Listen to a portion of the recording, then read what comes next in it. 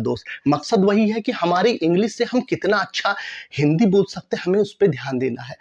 बहुत ज़्यादा मुसीबत पका दिया, सर मत खाओ यार। तो क्या मैं तेरा सर खा रहा हूँ क्या दोस्त? तो इस सर खाने को आप कितने तरीके से समझ सकते हैं, हमें उसी को प्रेज़ेंट करना है, क्योंकि रियल में तो हम सर खाएँगे नहीं ना, समझ रहे हो ना?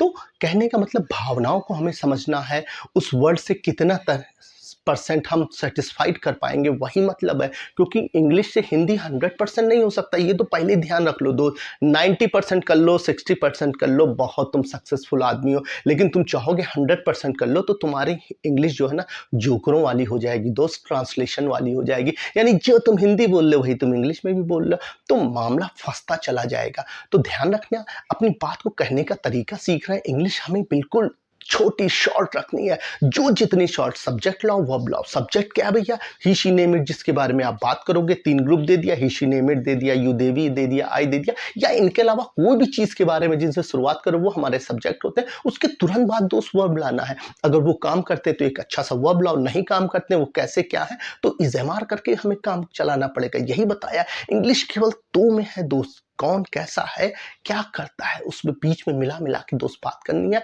प्रैक्टिस पे ध्यान दीजिए, ठीक है? अगर मैं बोल सकता हूँ, कल क्या कर रहे थे दोस्त? What were you doing yesterday? अब इसी को 7 बना लेते हैं, बना दें। You were doing yesterday, you were doing yesterday, you were not doing yesterday, what were you doing yesterday? Were you doing something? Yes, I was doing something. No, I was not doing.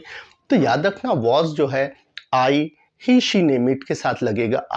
you, they, we, और ज़्यादा चीज़ों के साथ वर लगेगा। WERE वर होता है, WAS was होता है। was वर लगाया और वर्ब में ING लगाया, तो किसी पास्ट के एक टाइम में आप क्या कर रहे थे उसकी बात हो रही है। ये विचार करना है, प्रैक्टिस करना है, कोई दिक्कत नहीं। ओके।